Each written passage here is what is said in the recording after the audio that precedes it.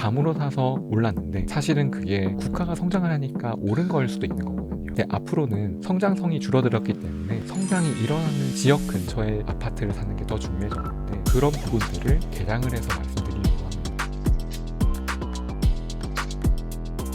오랜만에 보셨습니다. 네. IT의 신 이형수 대표님 어서 오십시오. 네, 안녕하십니까. 아이고, 그 사이에 뭐 반도체 시장에 또 우여곡절도 많았고 굴곡도 있고 그래도 좀 좋았던 소식부터 좀 여쭤볼까요?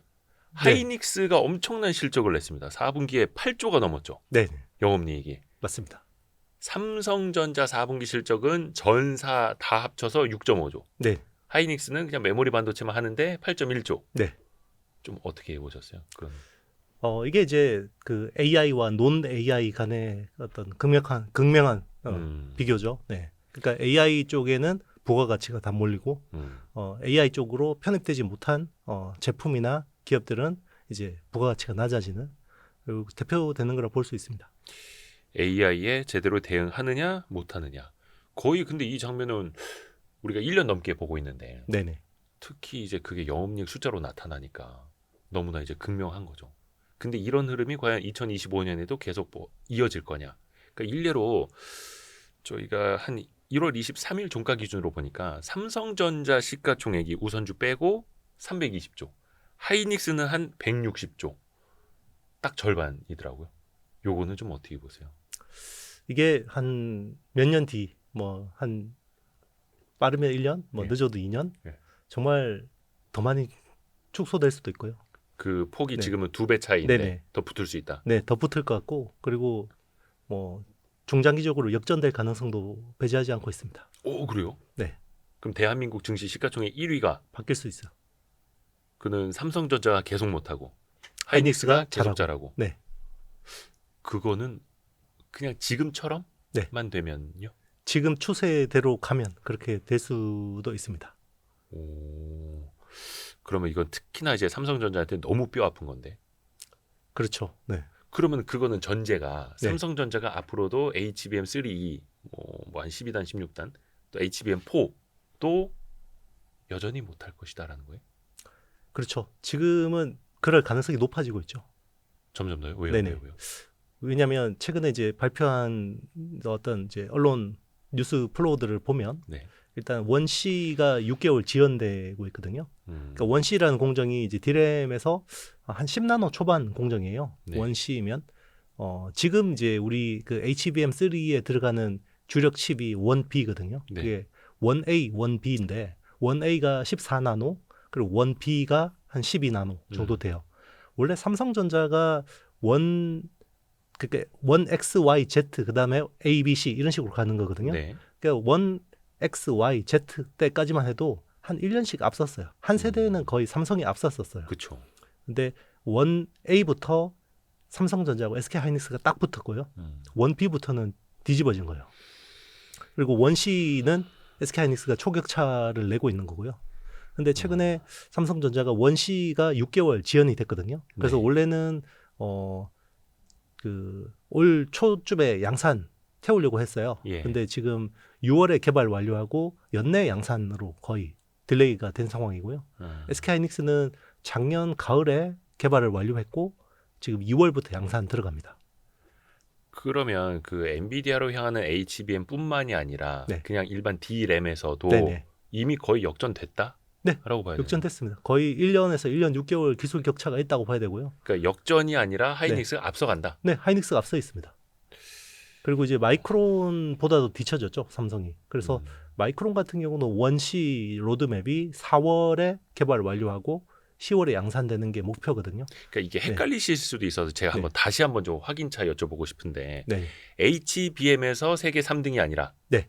D램에서 세계 3등이라고요? 이제 뭐 시장 점유율로 치면 여전히 삼성이 1등인데요. 점유율로 따지면. 네네. 근데 이제 그 어떤 기술 로드맵 측면, 기술력 측면에서는 지금 삼성이 3등이죠. 전체 D램으로 봤을 때. 네네. 이건 너무 충격 아닙니까? 초격차의 삼성이 네. 초격차로 뒤처진다는 거예요. 맞습니다. 그리고 심지어 지금 원C 같은 경우도 그런데 원B가 문제가 있어서 원B 같은 경우 삼성이 지금 1년 정도 양산을 타는 제품이거든요. 그거를 설계 다시 한다고 네. 최근에 밝혔잖아요. 네. 설계를 다시 한다고 했고요.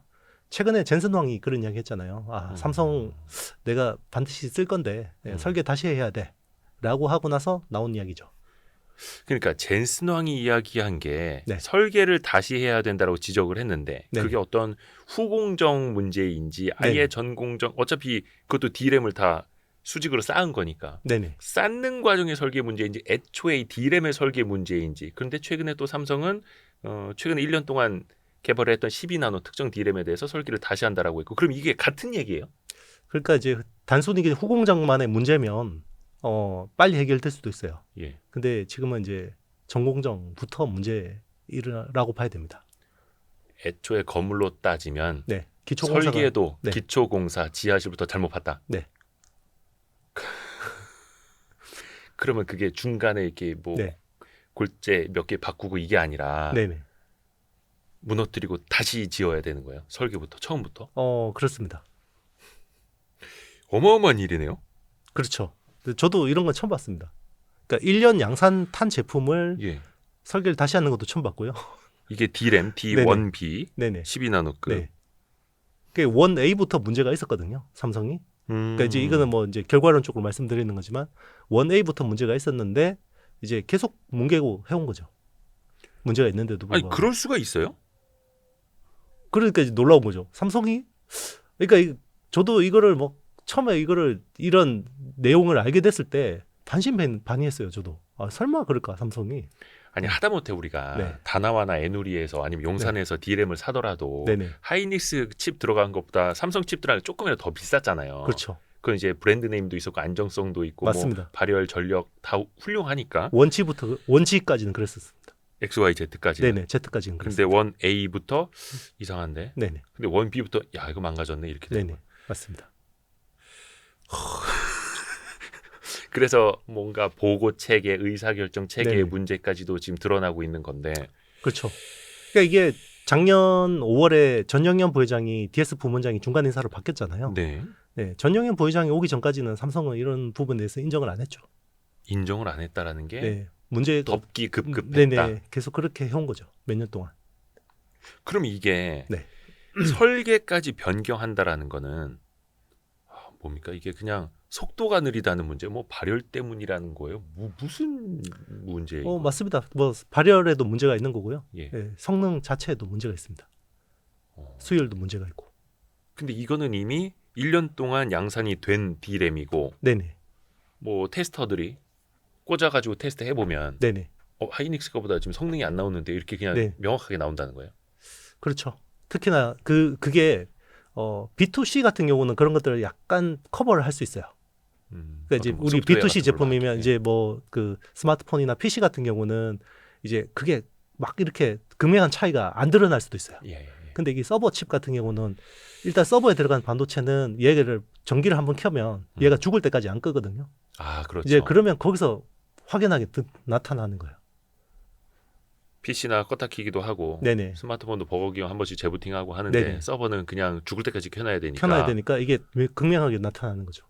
그래서 그 시장에서 더 뒤처지고 있고. 맞습니다. 야 이거는 그러면 거의 이제 속된 말로 망신급. 아니 뭐 이미 뭐 망신 다 당했는데 새삼스럽게 망신스러울 게 뭐가 있겠습니까? 근데 이게 네. 그러니까 약간 작년 이맘때만 하더라도 네네. 네. 약간의 희망 고문이라는 것도 있었어요. 그렇죠. 지금은 희망 고문이 아니라 그냥 네. 절망이잖아요. 뭐 그렇죠. 일단은 뭐 현실 인정부터 해야지 혁신이 일어나는 거니까. 그럼 네. 이게 시간이 되게 오래 걸리는 일이에요? 설계 변경을 해서 맞습니다. 다시. 오래 걸립니다. 그래서 올해는 일단 뭐 HBM이나 이런 쪽은 거의 기대할 수가 없습니다. 그냥 논밭 다시 갈아엎어야 되니까 네. 거기서 농작물 다시 키우려면 그렇죠. 시간 걸리는 건 당연한 거고. 맞습니다. 그러면 그 12나노급 D1B 라인에서 나온 D램은 이제 그럼 안 팔겠다는 거예요? 못 판다는 거고. 서버용은 적어도 안 되는 거죠. 네, 뭐 B2C용은 뭐 일부는 가능할 수도 있습니다. 네. 또 그 최근에 나오는 기사들 네. 보니까 설계 변경뿐만이 아니라 제조 공정의 변화도 필요하다고 네네. 하던데요. 그것도 맞는 거예요? 이게 그러니까 이렇게 명확하게 어디가 문제다 이러면 이제 거기만 고치면 되잖아요. 네, 아픈 부분만 네네. 도려내서. 그렇죠. 근데 이제 1A부터 어떤 문제가 있었냐면 1A부터 뭔가 이제 문제가 발생을 하는데 네.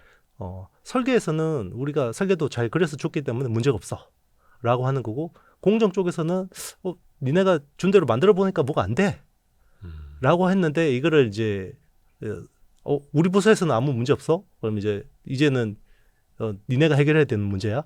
이런 것들이 이제 왔다 갔다 하기 시작했는데 이거를 누군가가 이제 잘 조정을 해서 뭔가를 이제 조율을 했다 그러면 뭐 해결이 됐을 수도 있겠죠. 사실 반도체라는 게 뭐 첨단 제품이긴 하지만 굉장히 안목지식 있잖아요. 명시적이지 않은 안목지식이 굉장히 중요한 영역이거든요. 네. 안목지라는 게 굉장히 중요한 건데 그러면 이제 보통 그런 뭐 어떤 그런 뭔가 유기적으로 잘 돌아가는 조직 같은 경우 어떻게 하냐면 뭐 공정에서 뭐 잘 안 돼? 그러면 설계 쪽에서 뭔가 이게 공정이 잘 되도록 뭔가 약간 튜닝을 해주고 서로 네 맞습니다. 그리고 이제 설계가 좀 뭔가 아쉽더라도 공정 쪽에서 약간 뭔가 좀 뭔가 해법을 만들어서 서로 머리를 맞대고 그걸 하이닉스가 잘한 거예요. 근데 이제 삼성은 다 너무 잘난 분들만 있잖아요. 그러니까 우리 쪽에서는 문제 아니야. 이거 우리 문제 아니야.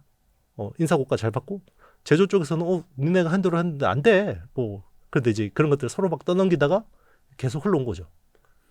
그러니까 각 사업 부문 내에서도 칸막이가 있고 네네. 서로 협업이 아니라 그쵸. 난 할 거 다 해서 넘겼어.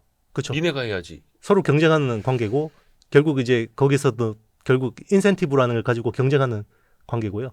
그리고 지금 기억나시는지 모르겠지만 그때쯤에서 삼성이 희한한 삽질을 합니다. 어떤 걸 했냐면 반도체를 첨단 무인화 한다고 했거든요. 맞아요. 무인화한다고. 네, 그렇죠. 완전 자동화한다고. 예. 그러니까 제가 말씀드렸잖아요. 반도체라는 건 굉장히 아날로그적인 거예요. 그래서 거기서 안목 지식이 굉장히 중요하고 거기서 디지털 첨단 제품이지만 네네. 만들 때는 아날로그가 필요한. 그 어떤 사람이 엔지니어의 필요한. 장비를 다루는 어떤 레시피, 역량, 노하우 이런 것들을 계량할 수 없는 것들이 많단 말이에요. 이제 그런 것들을 잘 해온 회사예요, 삼성이. 근데 이제 이거를 다 없애고 이제 무인화한다 그러면 어떻게 돼요? 모든 걸 계량화해서 표준화해야 되는 거잖아요. 그러면 그 사이에 있던 노하우들은 어떻게 되죠? 삭제를 시켜야 되죠. 네. 그러니까 이제 그런 가운데 이런 문제들이 그냥 그런 트렌드 자체 이런 그 무인화 트렌드 자체에서 그냥 묻혀버린 거죠. 그러니까 할머니 네. 손맛, 엄마 손맛 때문에 그 식당을 갔는데 네네. 그걸 다 계량해서 네. 포장 용지에 넣어서 그렇죠. 1대1로 전자레인지 돌려서 빨리빨리 팔겠다라고 했다가 네. 지금 이제 손님들이 그걸 다 알아버린 거네요. 그렇죠. 총체적인 난국이네요. 그렇죠. 이제 그때는 뭐 그게 옳은 방향이라고 생각했어요. 그래 이제는 뭐 첨단 제조업을 하려면 결국 무인화로 가야 되고 저게 맞나 보다라고 생각을 했는데 그런데 이제 TSMC 같은 경우는 그 각각 그 장비 담당자들이 있거든요. 네. 근데 그 각각 장비 담당자마다 다 이게 수율이 다른 거예요. 음흠. 그런 것들을 이제 굉장히 어떻게 보면 암묵적인 지식을 그 조직 내에서 굉장히 잘 붐업을 시켜주는 거죠.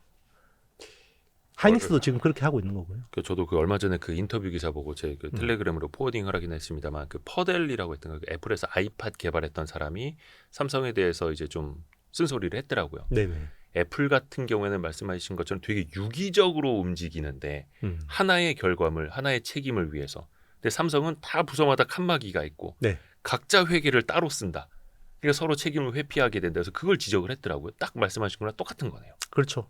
이제 그게 어떤 계속해서 누적되어 오면서 이제 결국 빵 터지니까 이게 엄청나게 큰 문제가 돼버린 거죠. 이제는 어디서부터 이거 손을 대야 될지 막. 근데 이게 지금까지 왜 몰랐으며 네. 지금까지 삼성이 해온 방식이랑 뭐가 크게 달라진 건가? 왜 지금까지는 초격차 1등이었는데 왜 초격차로 뒤처질 수밖에 없었을까? 그 사이에서 뭔가가 있었을 거 아니에요. 그렇죠. 근데 그 우리 편집장님이 말씀하셨어요. 예. 칸막이 되고 서로 경쟁하고 그 오래 오다 네, 보니까. 네. 그런 조직 문화가 자연스럽게 이제 스며드는 거고요. 그리고 이제 어떻게 보면 뭔가 예전처럼 뭔가 그 삼성 내에서 어떤 어려운 문제가 있다 그러면 이거에 대해서 확실한 신상필벌이 있었어요. 그러니까 만약에 어떤 임원이 굉장히 어려운 문제인데 이걸 제가 손들고 해보겠습니다라고 하면 이 사람이 만약 성공했을 경우에 보상이 엄청났어요. 이건희 회장 시절 같은 경우는 그쵸. 뭐 승진 임원도 시켜주고 뭐 굉장히 많은 보상, 네. 금전적인 보상도 해줬고요. 그리고 안 될 경우에는 그거에 대해서 뭐 확실하게 책임을 물었고요. 근데 이제 그게 어느 순간 그냥 뭐 괜히 그렇게 하면 뭐 나댄다. 뭐 좀 약간 이제 눈총을 받는 분위기. 왜 나서냐. 쓸데없이 일을 왜 만드냐 이런 분위기가 생기기 시작한 거죠. 약간 그냥 관리 조직으로. 맞습니다. 그게 제가 보기에는 한 2010년대 중반 그때부터 그렇게 된 것 같아요. 그러니까 이건희 회장님 계셨으면 지금 다 그 디램 화형식하고 막 이랬을 텐데. 그렇겠죠. 네. 프랑크푸르트로 모여 막 이래. 그렇죠. 너무 좀 안타깝습니다. 왜냐면은 그 특히 이제 삼성전자 날아간 시가총액만 하더라도 거의 한 150조 이상은 될 텐데 200조 가까이 될 텐데 그렇죠. 그게 우리네 그 국민연금 노후 자산으로만 해도 얼마며 우리 국민들의 그 주주수가 500만 명이 넘는데 야 너무 안타까운데요. 그러면은 삼성전자가 살아나려면 물론 이게 총체적인 일이긴 한데 일단 미시적으로 보면은 설계를 다시 하는 일. 사실 네. 이것도 어떻게 보면은 삼성전자도 뭔가 이제는 안 되겠다. 네. 지금이라도 밭을 갈아엎어 보자라고 용기를 내기는 한 건데 이게 뭐 어디부터 어디까지 뭘 어떻게 해야 되는 겁니까? 쉽지 않죠. 굉장히 어려운 거고. 네. 그러니까 이제 오죽 그 뾰족한 답이 없었으면 올드보이는 이제 전영현 부회장을 다시 불러왔겠어요. 사실 전영현 부회장 같은 경우는 2013년도에 메모리 사업부 때 메모리 사업부장을 마지막으로 했었거든요. 삼성전자에서. 그래서 그때 삼성 메모리의 최전성기를 이끌었던 사람이고 아무래도 그때 잘 나갈 때 어떤 그런 조직 문화에 아무래도 익숙해 있을 거 아니에요. 그 뒤에는 이제 그 어떤 이제 삼성 그 계열사 쪽 보통 우리 삼성 후자라고 하죠. 삼성전자 후자.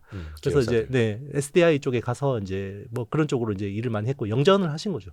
근데 그만큼 지금 뭔가 이거를 총체적으로 뭔가 이거를 조정할 만한 사람이 없다 보니 그냥 올드보이를 다시 불러들인 건데 어쨌든 이렇게 갈아엎고 뭔가 이제 치부를 과감하게 드러내고 이런 것 자체가 저는 뭔가 변화 그래도. 네 지금 긍정적인 거로 봐야 된다고 생각합니다. 왜냐하면 계속해서 우리가 뭐 초격차고 1등 DNA고 뭐 이런 이야기를 했었다 그러면 뭐 얼마나 더 망가졌을지 뭐 생각하기도 끔찍하죠. 이제 어디 네. 가서 1등이란 말도 못 하는 거고 그렇죠. 초격차라고 하면 초격차로 뒤처진다는 얘기밖에 못 들을 거고 그렇죠. 근데 지금이라도 다시 한번 해보자라는 의지는 뭐 인사를 통해서는 이렇게 좀 네네. 보여주고 있는 거고 맞습니다. 근데 이게 참 리더십도 중요한데 지금 SK 최태원 회장은 대한상의 회장도 하고 계시고 뭐 CES도 갔다 오고 뭐 젠슨왕 만나고 뭐 별거 다 하십니다. 이재용 회장은 혹시 어디 계시는지 아십니까? 저도 뉴스를 통해서 보죠. 그러니까, 뭐 하고 계시죠? 그 글쎄요. 전통시장에서 이거 하신 다음에 아, 정말 네네. 조용히 계셔가지고 그렇죠. 뭐 굉장히 은인자중하고 계시죠. 네. 이게 되게 좀 뭔가 카리스마와 리더십이 되게 필요한 음. 전사적인 지금 위기의 시기인데 그렇죠. 이거 뭐 아이스트릿이 뭐 지적해봐야 뭐 어디 뭐 들어줄 것도 아니고 이거 어떻게 해야 됩니까? 결단이 필요하죠. 지금 네. 지금 삼성전자 물려 계신 분들이 많다고요 지금. 그렇죠. 네. 결단. 근데 그 결단이라고 해봤자 뭐 그 인사 낸 거, 그렇죠. 설계 다시 한다라는 거, 제조 공정에도 변화를 주겠다라는 거. 조금 그러면 이제 HBM 쪽으로 한번 질문을 드려볼게요. 하이닉스는 엄청나게 앞서갑니다. 최태원 회장은 이제 뭐 거의 자신감에 차가지고 젠슨 황이 요구한 것보다 우리가 더 빨리 해내고 있다. 이런 것도 이야기를 하고 있고 2025년 하반기, 올해 하반기부터는 6세대 HBM이죠. HBM4 이것도 공급할 계획이라고 해요. 그러면 3E랑 4랑 대표적으로 어떻게 달라지는 겁니까? 일단 이제 그 우리 그 인풋 아웃풋수라고 하죠. 이제 그 밴드위스라고 하죠. 이제 그 데이터를 보내는 속도, 전송. 그러니까 도로의 폭이라고 생각할게요. 고속도로 폭. 네. 기존에 이제 1024개에서 이제 2048개로 2배가 넓어지는 거죠. 네. 그리고 용량도 커지겠죠. 네. 용량도 커집니다. 그래서 뭐 12단, 16단짜리가 이제 메인이 되고요. 지금은 이제 8단, HBM3 같은 경우 8단, 12단 요 정도잖아요. 네. 물론 이제 개발은 16단까지 하긴 했지만, 네. 16단이면 이제 HBM3E보다는 그냥 HBM4로 가버릴 수 있는. 그것도 지금 이제 애매합니다. 왜냐하면 16단부터는 HBM4로 갈 거라고 생각했는데 네. 하이닉스가 너무 잘 만들어요. 그래서 최근에 HBM3 16단을 거의 12단 수준의 수요를 맞춘다고 이야기를 하고 있으니까. 최근에 CES에도 공개한 맞습니다. 그러니까 이제 젠슨왕 입장에서도 뭔가 하이닉스를 좀 견제해서 뭔가 그 공급처를 다변화하려고 했는데 후발 업체들이 너무 못 따라오는 거죠.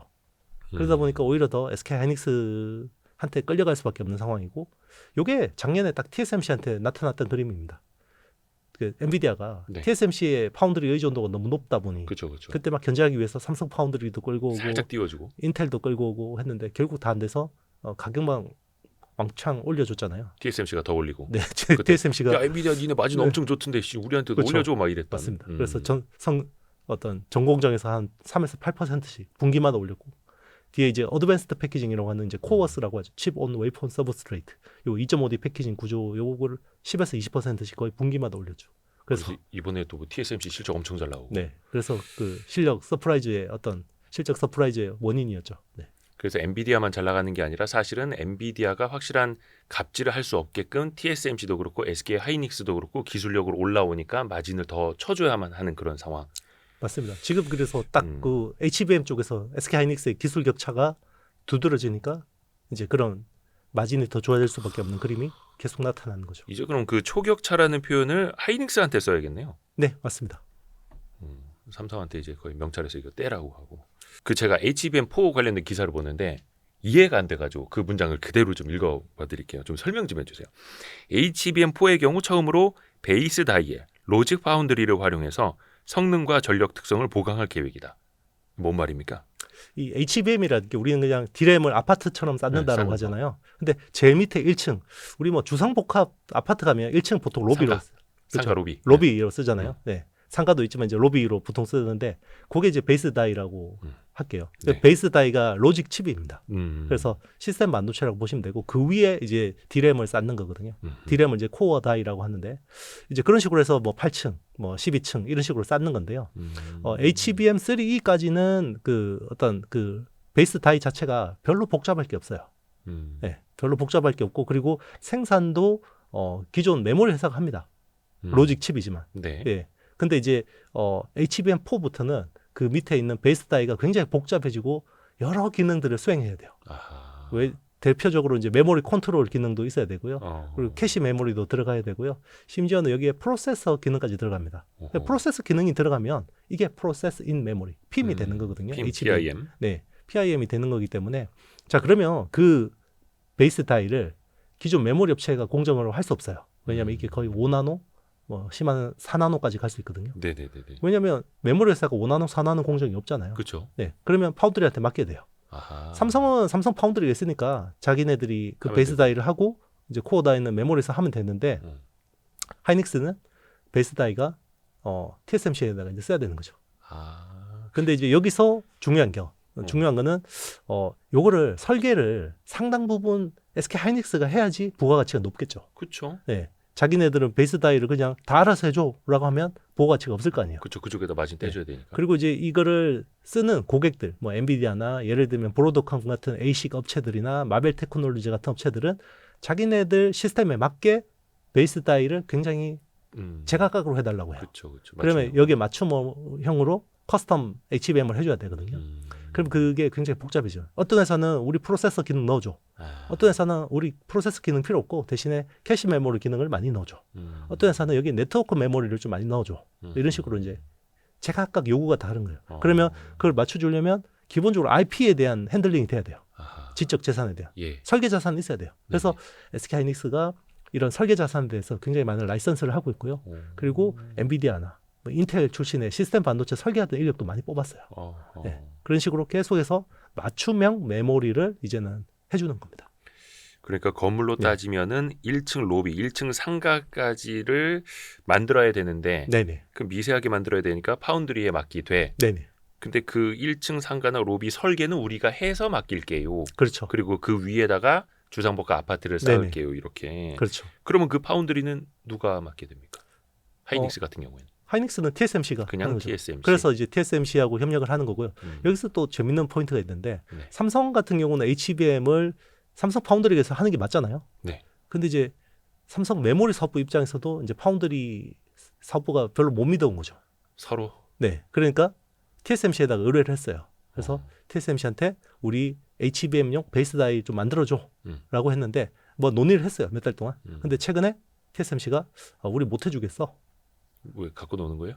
아니 그게 아니라 혹시나 이제 이런 것들을 하다 보면 삼성의 TSMC의 어떤 TSMC의 노하우들이나 공정에 대한 이런 것들을 오픈을 해야 되거든요.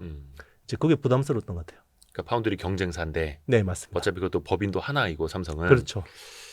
우리의 그 파운드리 공정을 삼성이 저 메모리 하는 애들이 와서 부탁을 하지만 결국은 파운드리 하는 애들이랑 맞습니다. 같은 집에 사는 애들. 그렇죠. 예전에 애플이 AP 어떤 파운드리를 그렇죠. 결국 옮길 수밖에 없었던 이유. 총체적이구만요 이거. 네, 그렇죠. 아니 그 뭐 파운드리 얘기 나왔으니까 말인데 일단은 하이닉스는 뭐 당연히 삼성 파운드리는 안 쓸 거고 또 그것도 검증도 서로가 안 되어 있고 로직 파운드리 위해서 TSMC를 찾아갈 수밖에 없는 거고 서로 엔비디아, 하이닉스, TSMC는 어떻게 보면 이제 삼각편대. 네. 그러니까 뭐 우리 편 같은 편 같은 그렇죠. 팀 원팀 뭐 이럴 수도 있는 거고. 맞습니다. 근데 재밌는 게 엔비디아하고 TSMC, SK하이닉스가 삼각 동맹이잖아요. 예. 근데 브로드컴이 사실 엔비디아 이어서 지금 AI 반도체 그쵸. 업체에서 2등으로 떠오르잖아요. 예. 예, 브로드컴도 결국 TSMC, SK하이닉스 삼각 동맹입니다. 브로드컴까지. 네, 그러니까 이 정점의 꼭지점 맨 위에 네네, 이쪽은 엔비- 엔비디아를 정점으로 한 네네. 삼각편대. 네네, 이쪽은 브로드컴을 정점으로 한 삼각편대. 맞습니다. 그리고 마벨 테크놀로지는 어떻게 될까요? 또 따로. 마벨 테크놀로지, TSMC, SK하이닉스 삼각편대. 야, 그럼 TSMC랑 하이닉스는 거의 뭐 네. 뭐 패키징 쪽이랑 그렇죠. 그다음에 HBM 쪽이랑 거의 이 친구들이랑 같이 있어야만 하는. 그렇죠. 전쟁 AI 군비 경쟁인데 누가 이기든 그냥 전쟁 아무나 무기를 이겨라. 파는. 그러니까 엔진은 각각 다르지만 네. 날개는 양쪽 날개 다 이렇게 써야 되는. 맞습니다.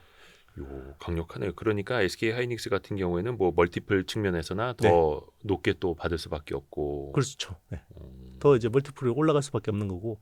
최근에 굉장히 재미있는 일이 있었죠. 원래 SK하이닉스가 작년에 HBM 캐파를 3.5배를 증설했어요. 예. 그래서 연말 기준으로 월 10만 장 정도 캐파. 월 10만 장. 웨이퍼 10만 장. 네, 웨이퍼 10만 장 규모의 캐파가 HBM 그 캐파거든요. 예. 그래서 올해 목표가 원래는 40% 캐파 증설이 목표였어요. 예. 그러면 월 14만 장이 목표였죠. 예. 근데 브로드컴이 갑자기 HBM이 너무 많이 필요해진 거죠. 그래서 SK하이닉스한테 왔는데 추가로 투자해주면 안 되겠니?라고 했는데 SK하이닉스가 우리도 요만큼만 할게. 안 될 것 같아. 미안해. 근데 3번을 더 찾아온 거죠. 브로드컴이. 네. 그래서 결국 그래 3만 장 더 추가 투자할게. 그래서 월 17만 장. 그래서 당초 계획보다 30%를 더 투자하기로 했습니다. 거의 그러면 70%를 네. 확장을 하는 거예요. 캐파 증설하기로 했죠. 근데 그 30%를 추가로 증설하기로 하면서 예. 브로드컴한테 어떤 조건을 제시받았을까요? 뭐 가격 더 준다 했겠죠. 그렇죠. 음. 그러면 마진은 마진이. 훨씬 더 좋게 했겠죠. 안 그래도 비싼 HBM에. 맞습니다. 근데 또 마벨 테크놀로지는 이제 아마존 웹 서비스의 자체 설계 칩을 담당하는데 네. 여기도 마찬가지인 거예요. 물론 그거는 TSMC도 똑같은 상황입니다. 아, 네. 그래서 마벨 테크놀로지도 이제 HBM을 막 여러 군데 검토하다가 결국 SK 하이닉스한테 왔어요. 네. 그래서 최근에 나온 보도에 따르면 HBM3 16단을 적용하겠다. 뭐 이런 이야기를 합니다.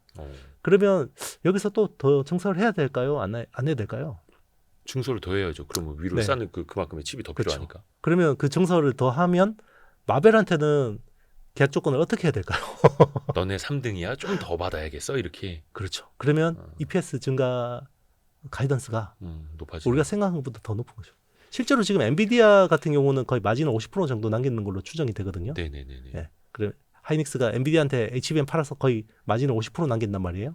그러면 브로드컴한테는 몇 프로 남길까요? 얼마나 될까요? 적어도 55%, 60% 되지 않겠습니까? 그러면 마벨 테크놀로지는 뭐 얼마나 더 받아야 될까요? 네. 그리고 나중에 또 더 찾아오는 A식 업체들은 네. 걔들한테 어떻게 받아야 될까요? 그게 이제 그게 숫자로 어떻게 공개가 되는 게 있나요? 없습니다. 공개를 하지 않습니다. 추정? 왜냐하면 추정? 그렇죠. 이게 합리적인 추정이죠. 그러면 삼고 초려를 안 했으면 굳이 캐파를 추가로 증설을 안 했을 텐데 이건 이제 저의 합리적인 추정입니다. 왜냐하면 계약 조건은 양사 간의 협상이기 때문에 그 가격을 더 높게 받거나 아니면 기간을 더 연장했을 가능성도 있는 거죠. 지금 엔비디아하고 같은 경우는 연단인 계약이에요. 그래서 연간으로 계약하면 정한 가격에 정한 물량대로 가져가거든요. 약간 그러니까 그 네.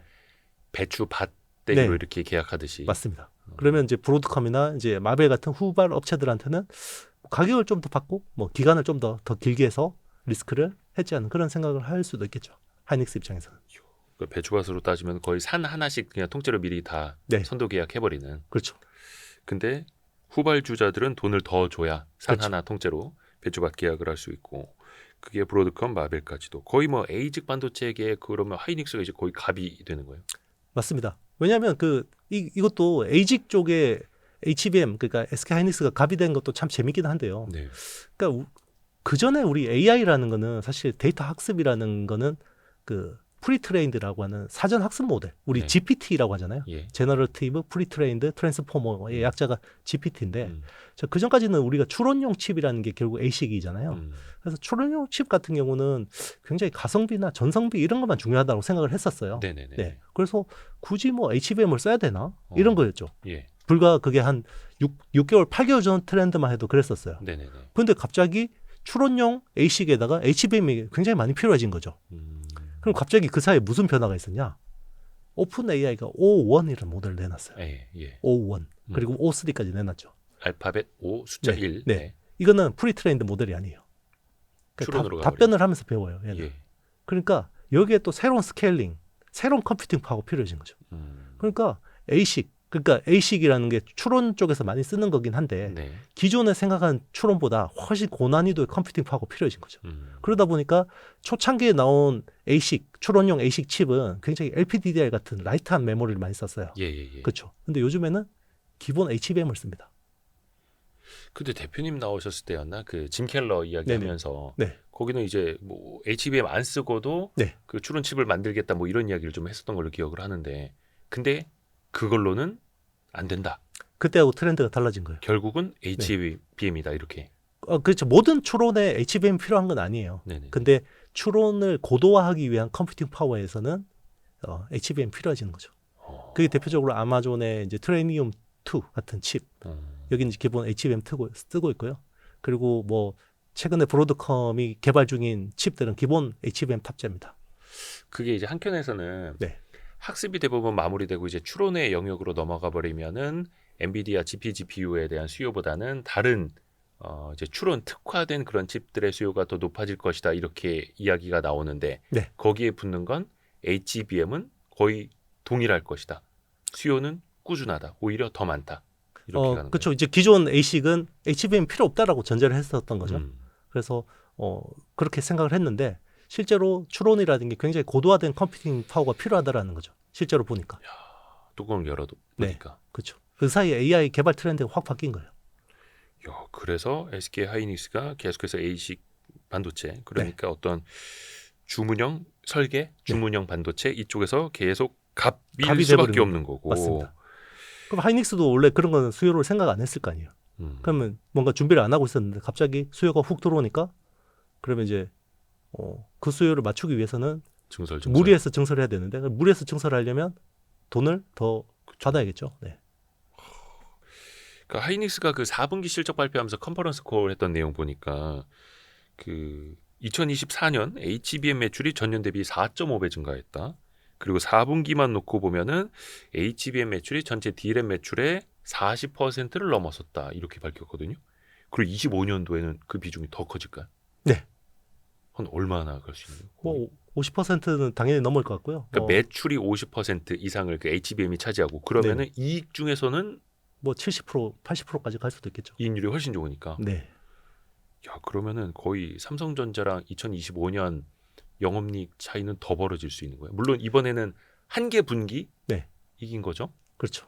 그러면 연간으로도 이기고 격차도 더 벌어지고. 지금은 뭐 삼성전자 DS 부문 이익뿐만 아니라 삼성전자 전사 이익을 넘을 수도 있다라는 전망도 나옵니다. 연간으로. 네. 삼성전자는 뭐 한때 2024년 뭐 55조 하다가 뭐 네. 40몇 조 하다 30몇 조 이렇게 눈 높이는 내려오고 있는데 하이닉스는 그렇죠. 올라가고 있고 맞습니다. 연간으로. 근데 시가총액은 오히려 삼성전자가 2배 높고 네. 현재. 그러니까 역전될 수도 있다. 그렇죠. 그리고 SK 하이닉스 같은 경우는 EPS에 대한 추가 전망, 그러니까 추가로 모멘텀들이 많잖아요. 네. 왜냐하면 앞으로 고객들이 늘어나고. HBM이 더 필요해질 거고 제일 좋은 HBM을 쓰려야 할 거 아니에요. AI 가속기를 하는 업체들 입장에서는. 그렇죠. 근데 그 하이닉스도 이야기를 한 것처럼 거의 뭐 한 1년 반치의 HBM은 이미 다 계약돼 있다. 네.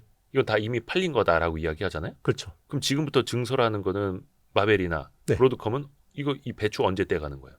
그러니까 이제 그거를 추가로 없는데 다 매진됐는데 그럼 이제부터 증설해야 되고 네, 그렇죠. 억지로 더 달라는 거잖아요. 한참 기다려야 되는 거예요. 그렇죠. 그러면 이제 거의 뭐 야구장에 들어가고 싶은데 안표 사는 마음으로 계약을 해야 되지 않겠습니까? 네.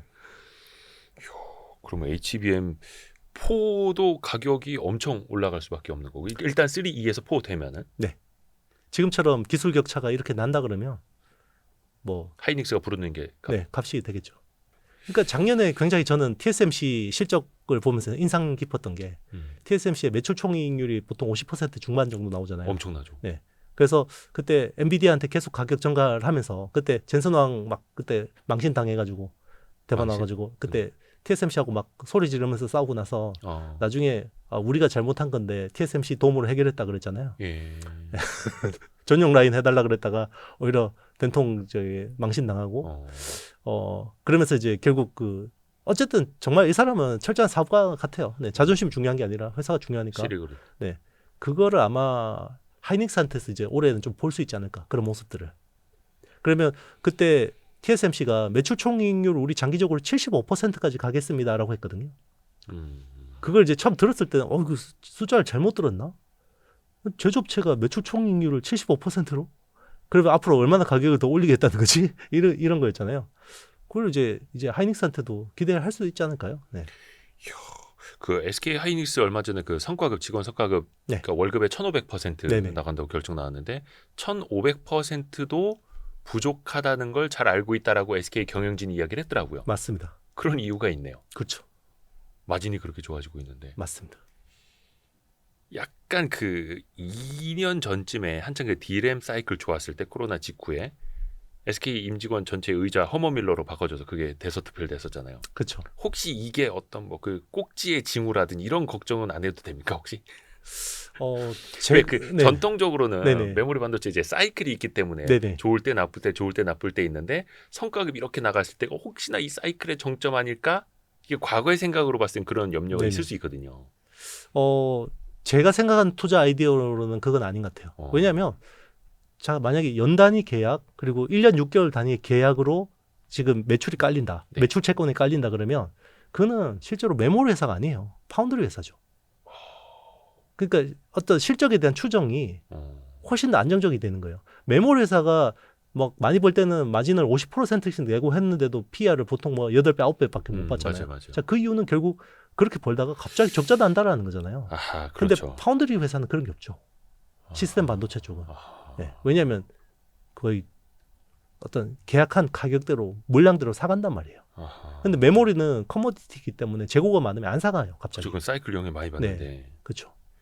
그러면은 사실상 HBM 같은 경우에는 아직까지 사이클을 겪어본 적도 없고 지금 대기 수요라든지 AI 시대에 봤을 때 꾸준히 수요가 늘어날 수밖에 없기 때문에 사이클을 타던 기존의 D램 업체에 주던 멀티플과 확실히 달라질 수밖에 없다. 해서 네. 왜 TSMC는 뭐 PR 20몇 배 받고 삼성전 10배밖에 못 받아? 라고 이거는 과거에 그냥 D램만 놓고 봤을 때 그 얘기고 그렇죠. HBM 시대로 보면은 하이닉스 같은 기업은 이제 TSMC 같은 멀티플을 받을 수도 있다. 그렇죠. 온전히 뭐 TSMC 수준은 아니겠지만 기존 메모리 회사 뭐 SK 삼성전자나 마이크론하고 다른 멀티플을 받겠죠. 그래서 그 EPS가 올라가는 것뿐만이 아니라 멀티플도 더 올라가니 삼성전자를 능가할 수 있고 네. 하이닉스는 TSMC 같이 멀티플을 밟고 있을 때 삼성전자 여전히 그냥 D램 업체 PER 8배. 그렇죠. 이야, 그러네요. 한쪽에서는 축포가 한쪽에서는 회한의 눈물이. 그렇죠. 그게 그런데 비단 메모리 반도체에서만 그런 게 아니라요. 뭐 소프트웨어 쪽에서도 AI하고 논 AI 쪽은 그렇게 엇갈리고 있고 그래서 다 지금 시장이 제일 현명하죠. 네, 시장이 그런 것들을 멀티플로 다 반영을 하고 있습니다. 그렇죠. 그래서 네. 이 시장은 이제 냉정하죠. 네, 또 맞습니다. 그게 지금의 현상으로 나타나고 있는 거고. 그렇죠. 또 하나 기술적인 것 좀 여쭤볼게요. 네. 그 MR 머프 방식과 네. 그 TC 본딩 방식, 네. 뭐 TC 이거지? NCF. 네. TC NCF 방식. 네. 이거 가지고도 이제 삼성전자가 후공정 때문에 못 하고 있는 거냐라고 하면서 후공정 그 접합 방식을 바꿔야 되는 거냐. 이 아마 질문도 이영수 대표님한테 여러 차례 아마 네. 드렸던 걸로 기억을 하는데 하이닉스 같은 경우에는 MR 머프 방식으로 HBM4 16단까지 간다 하더라고요. 네. 근데 원래 이쯤 되면 뭐 본딩 방식 하이브리드 본딩으로 바뀔 거다 막 그랬던 거 아닌가요? 맞습니다. 그럼 그냥 기존에 하던 MR 머프 방식으로 간다. 네. 할 수 있다 이거예요. 그렇죠. 하이브리드 본딩은 HBM4E부터 아마 적용될 것 같아요. 일부 레이어에. 그럼 또 뭐가 달라지는 거? 4랑 4E랑은? 그러니까 이제 이게 층을 높게 쌓는데 높이가 같아야 돼요. 그러면 그 한 층의 높이가 낮아져야 되겠죠. 그리고 중간에 들어가는 그 층과 층을 붙이는 그 중간에 볼 같은 거. 그렇죠. 마이크로 펌프가 이제 없어져야 되는 거죠. 범프리스가 돼야 되는 건데 그거를 이제 SK 하이닉스는 MR 머프를 더 개선해서 HBM4까지 필요 없게 한 거고. 그러니까 하이브리드 본딩이라는 건 결국 코스트가 엄청 올라가는 요인이거든요. 근데 그걸 더 지연시킨 거죠. 그래서 지금 이야기는 20단까지도 하이브리드 본딩 없이 된다 이런 이야기를 합니다. 이야, 그래요. 그러니까 그만큼 네. MR 머프 방식이 더 고도화되고 있다. 맞습니다. 어떻게 보면 SK 하이닉스의 강력한 무기 중에 하나죠. 네.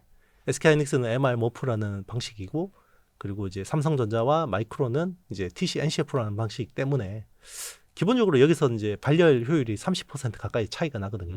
근데 뭐 아시겠지만 최근에 엔비디아 블랙웰이 계속해서 발열 이슈 때문에 문제가 되잖아요. 네네네. 네. 그러면 메모리에서 발열이 30%덜 나는 제품이 얼마나 예쁘겠어요.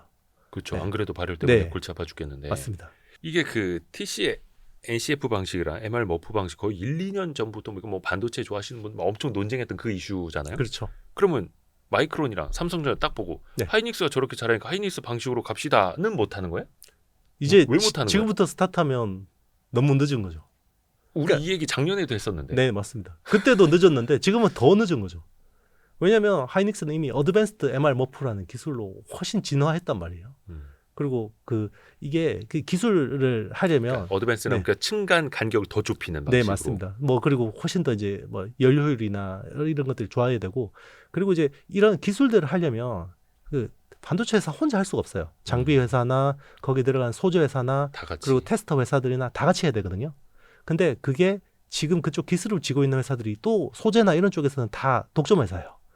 예를 들면 이제 MR 머프를 하려면 그 소재 그 몰드 언더필 소재를 충진제 같은 네, 거. 충진제 같은 것들을 이제 일본에서 제일 잘하는 회사가 있어요. 네. 있어요. 나믹스라는 회사가 있는데 음. 그 회사하고 또 독점으로 바인딩이 돼 있습니다. 일본 하이닉스가. 회사니까 네. 일본 말로 돌이 쳤다는 거죠. 그렇죠. 하이닉스한테만 팔 수 있어요. 음. 향후 5년 동안. 그러면 이 대체 소재를 찾는 것도 보통 일이 아닙니다. 없습니다. 네. 설령 그 대체 소재를 찾는다고 해도 이제 그 장비 어떤 튜닝이라든지 최적화라든지 그 시간을 생각하면 하이닉스는 그 사이에 노는 것도 아니잖아요. 또 앞서가고 있고. 네. 근데 하이닉스는 저 삼성 못 쫓아오게 길막을 해버린 거네요. 그렇죠. 그리고 제가 제일 처음 영상에서 말씀드렸지만 지금 디램 자체의 기술도 하이닉스가 앞서 있죠. 원시. 10개월에서 1년 앞서 있죠. 근데 지금 본딩 공정 본딩도 앞서 있고. 네. 그러니까 이거 그러니까 삼성전자는 지금 저 MR 머프 방식으로 갑시다라고도 못하는 거고 지금부터 따라가도 부족한데 1년 전에 따라갔어도 부족한데 그러면은 그냥 그 TC NCF 방식으로 가다가 삼성은 하이브리드 방식으로 간다? 네. 이거예요? 아마 그래서 지금 TC NCF로는 아무래도 쉽지 않기 때문에 TC NCF 쪽을 하는 회사들이 하이브리드 본딩 쪽으로 빨리 가려고 합니다. 분위기가. 오히려 이제 지금 잘하고 있는 MR 머프를 하는 하이닉스는 오히려 하이브리드 본딩을 좀 이제 천천히 천천히 가려고 하고 있고. 여유 있고 맞습니다. 거기는 지금 뭐 이제 잘 나가고 있기 때문에 맞습니다. 어드밴스드 MR 머프 방식으로 잘 나가고 있고 그렇죠. 그러면 하이브리드 본딩에 주목받으면서 한때 주가 많이 올랐던 기업들이 좀 있잖아요. 네네. 저 최근에 좀 못 봐가지고 거기는 어떻게 배시, 네, 그쵸 그 네덜란드 배시 같은 네네. 그럼 주가가 어떻게 다시 떨어졌어요? 어때? 뭐 그래도 견조한 편입니다. 어떤 기대감은 있는 거예요? 왜냐하면 그 2.5D 패키징에서 예. 그 GPU 그러니까 그 프로세서하고 인터포저를 붙이는데 지금 거기 엄청 많이 거기는 써요. 또 네. 하이브리드 본딩 네. 장비가 쓰이고 있으니 맞습니다. 그러니까 GPU 수요 자체가 엄청 커졌잖아요. 그래서 뭐 HBM에 뭐 안 된다고 해서 그 회사가 뭐 실적이 안 좋아질 리는 없죠.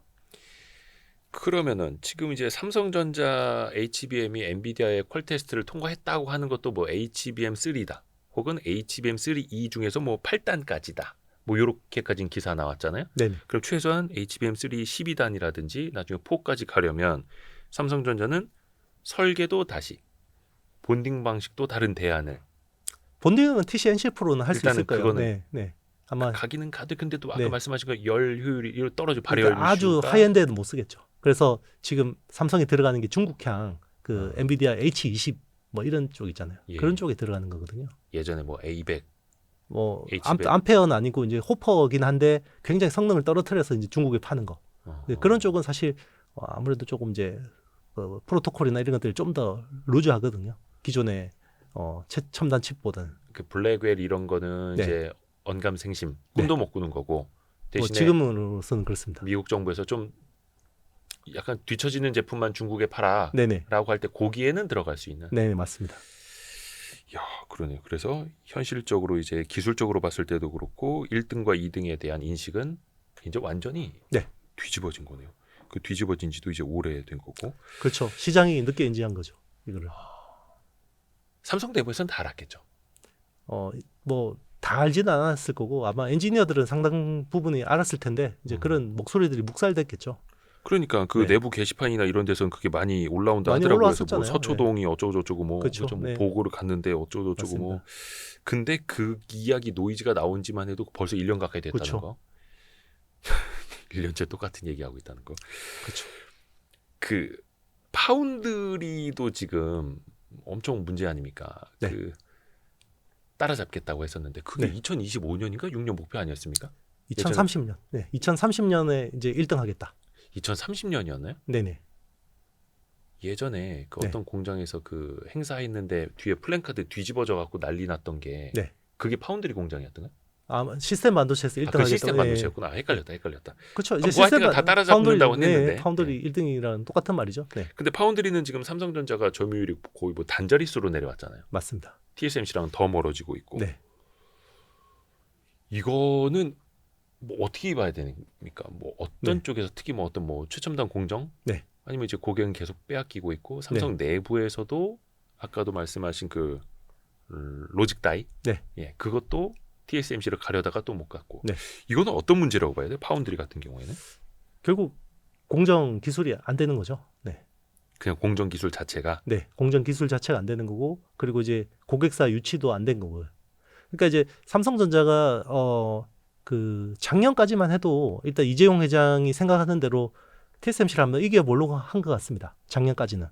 그래서 3나노에서 이제 게이트 올 어라운드라는 그쵸. 새로운 공정을 도입해서 자 여기서 이제 퀀텀 점프를 해서 TSMC의 3나노 핀패스를 이기겠다라고 했는데 비참하게 완전히 깨진 거죠. 그러니까 그 GAA 3나노 GAA 엄청나게 주목은 받았었는데 결국은 계획은 원대했으나 네. 딱 까고 보니까 그 실력 자체가 안 되는 거예요. 그 공정 기술 자체가. 네. 수율이 안 나오니까요. 그러니까 수율이 안 나오니까 고객이 누가 오지도 않고. 그래서 우린 비싸게 만들고 싶지 않아요. 네. 뭐 이렇게. 뭐 투자비는 많이 들어가고 이제 그러다 보니까 이제 총체적으로 안 좋아진 거고요. 그래서 이제 작년 말 인사를 통해서 이제 전략을 바꾼 것 같아요.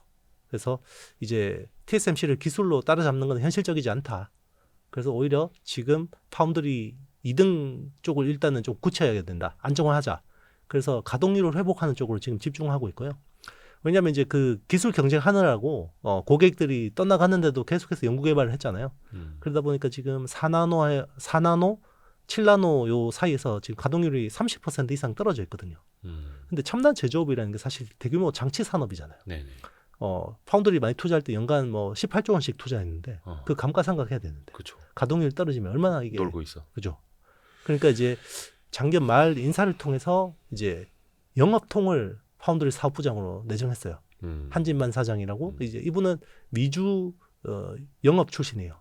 미주 총괄 영업 출신이거든요. 그러니까 이 사람을 사업부장으로 앉히고 이제 CTO 자리를 신규로 만들어서 파운드리 사업부 쪽에 한진만 사장하고 경쟁하던 네. 남서구 사장을 이제 CTO로 내정한 거죠.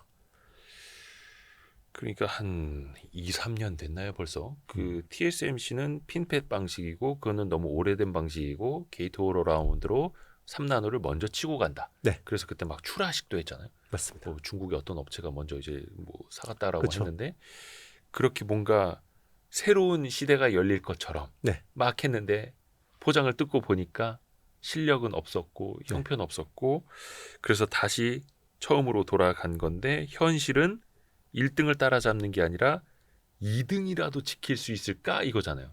맞습니다. 지금 중국의 파운드리 업체들이 물론 자국 수요긴 합니다만 엄청나게 올라오고 있고 맞습니다. 약간 그러면 이제 머지않아서 삼성 파운드리가 3등으로 쳐졌다라는 소식을 들을 그런 아픔도 있지 않을까요? 충분히 가능하죠. 네. 그러니까 중국 파운드리 업체들 벌써 이게 합치면은 이미 그렇죠. 엄청 합치면 높죠. 뭐 근데 이제 지금 파운드리라는 건 결국 그 최첨단 공정 기술이잖아요. 예, 공정 이제 기술. 거기서는 이제 10나노 미만은 사실은 지금은 삼성 파운드리랑 이제 TSMC 두 개밖에 없으니까 나름의 뭔가 이제 기대를 모았던 건데 네. 예. 이제 그것도 이제 녹록지 않아지는 거죠.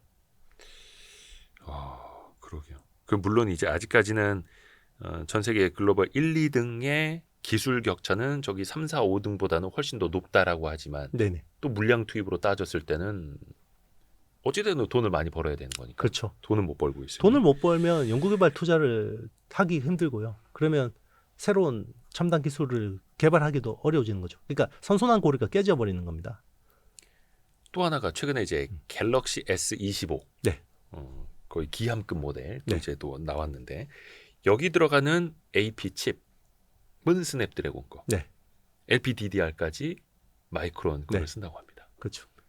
삼성의 AP도 삼성이 안 쓰고, 네. 삼성의 D램도 삼성이 안 쓰고, 최첨단 스마트폰에 그렇죠. 이거는 왜 그런 겁니까? 성능이 안 나오니까요. 인정 내부에서도. 그렇죠. 삼성 스마트폰 사업 입장에서는 자기네들도 지금 생존이 녹록지 않은 상황이잖아요. 애플은 지금 뭐 추격하기는커녕 이제 여기 스마트폰 시장에서도 넘버 2라도 지키는 게 목표인데 가뜩이나 이제 질이 떨어지는 자사의 반도체를 쓰기에는 이게 한계가 있는 거죠. 그러니까 그거네요. 스마트폰에 야 그래도 우리 식구인데 네. 저기 뭐야 엑시노스 쓰고 우리 네. D램 넣어야지라고 하면 이제 스마트폰 사업부에서 그럼 같이 죽으란 겁니까? 네, 맞습니다. 네. 그게 성능이 엇비슷하면 음. 약간 뭐 그래도 스냅드래곤보다 뭐 성능이 조금 떨어지고 이 정도면 그래 우리 같이 삽시다 그러면 이제 그게 되는 건데 성능이 확연하게 차이가 나면 그게 세트 사업 입장에서는 어쩔 수가 없는 거죠.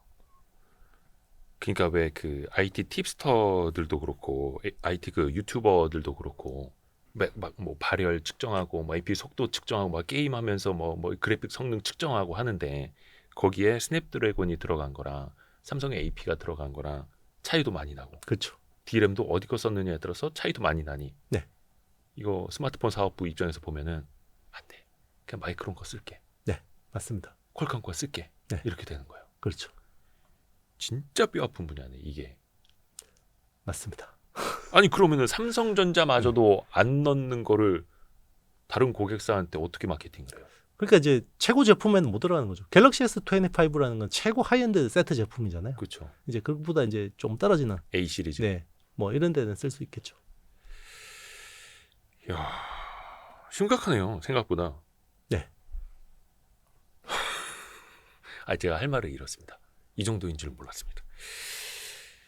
그러면 레거시 D램 쪽에서는 어떻습니까? 레거시 D램도 최근에는 그러니까 SK 하이닉스 컨콜한 거 보니까 레거시 D램은 수요 감소가 더 가속화되고 있다. 네. HBM은 막 빨리 저 좀 주세요라고 네네. 수요는 높아지고 있는데 그냥 기존의 DDR4 네네. 뭐 이런 것들은 사가려는 사람이 별로 없다. 네. 이거잖아요. 근데 삼성은 네. 레거시 D램이 또 여전히 많고 많습니다. 그거는 앞으로도 계속해서 좀 이렇게 진행해라고 해야 돼요. 네, 뭐 왜냐하면 이제 중국의 CXMT라는 회사가 원래 시장 점유율이 0%였어요. 그렇죠. 그 재작년만 해도. 근데 작년에 갑자기 5%의 마켓시어를 차지하기 시작했죠. 네. 그 DDR4 같은 레거시 쪽에. 네. 올해 목표는 10%입니다. 근데 이제 반도체라는 게 사실 이게 수요 공급이 1에서 2%만 움직여도요. 예. 가격은 10%, 20% 많게는 뭐 반토막까지 납니다. 네. 음.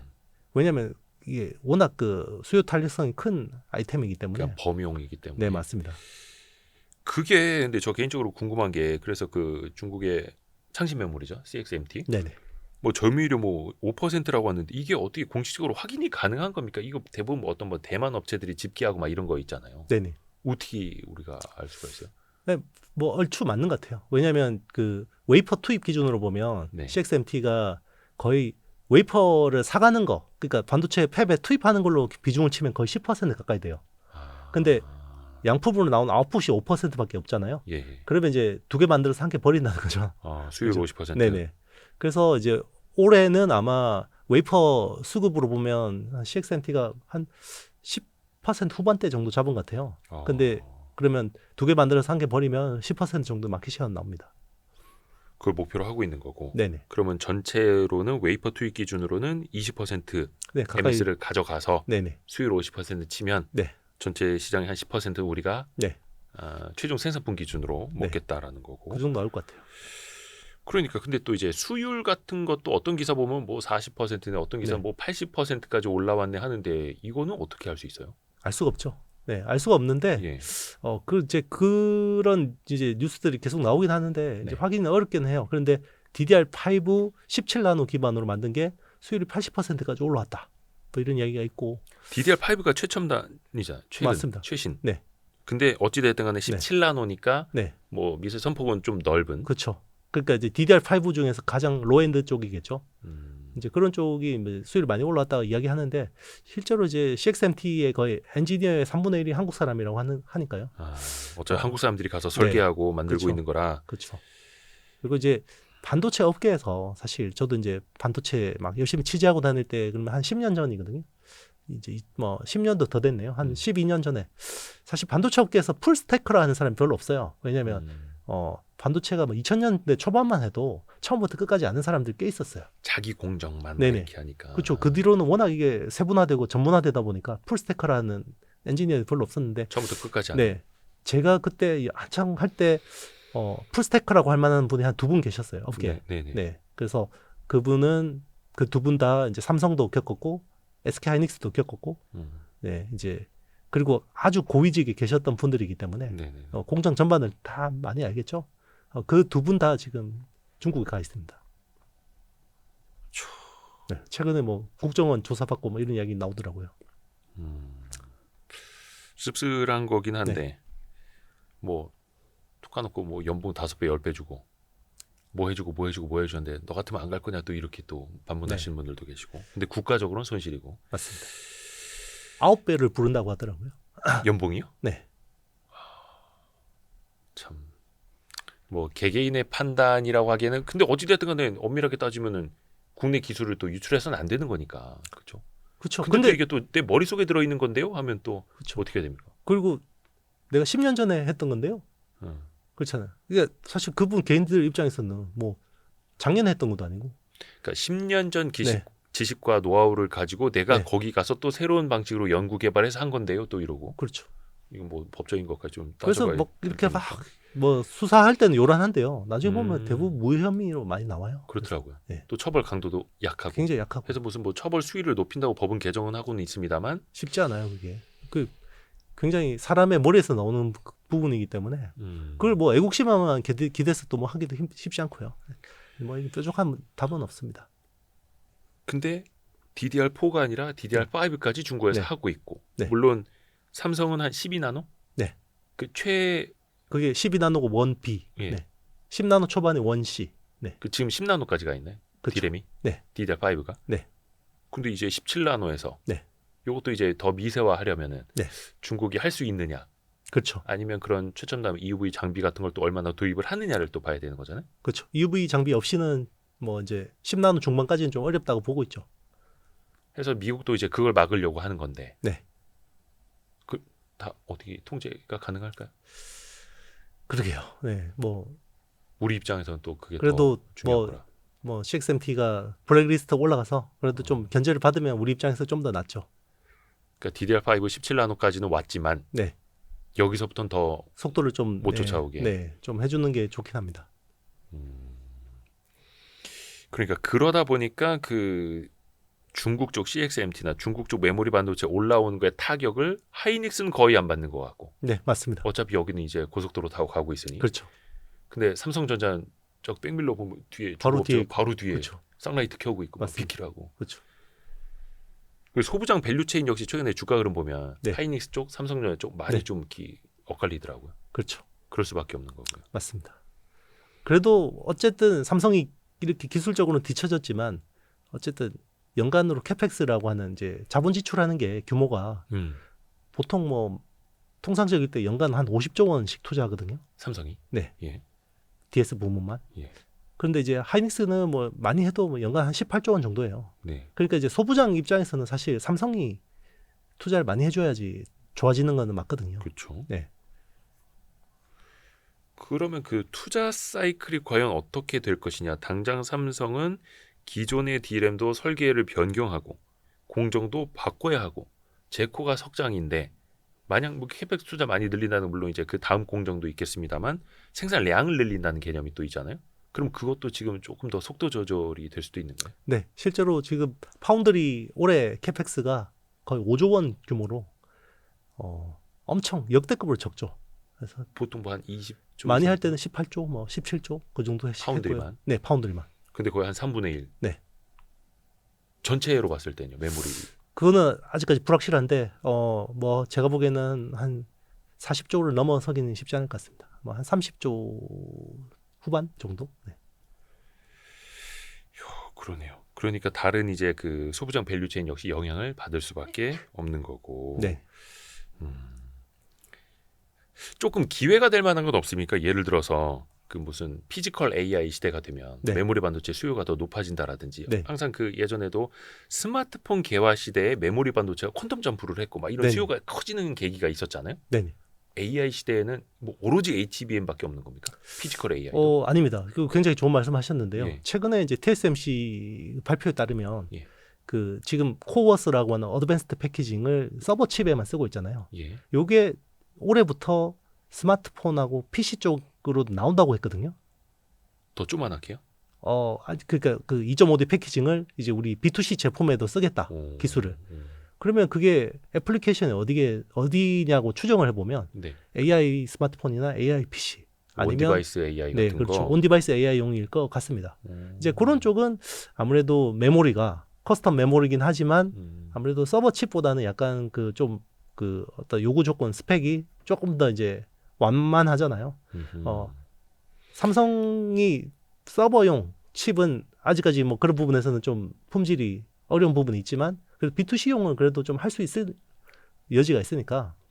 그리고 이제 기존에 잘하던 회사들은 바쁘잖아요. 다 기존 고객들 쳐내느라고.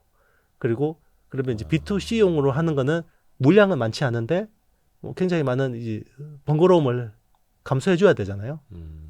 제조하는 입장에서는 이제 그런 쪽에 잘 이렇게 잡아 놓으면 새로운 먹거리 하나는 잡을 수 있죠. 예를 들면 자율주행이라든지 아니면 휴머노이드 로봇이라든지 이런 쪽.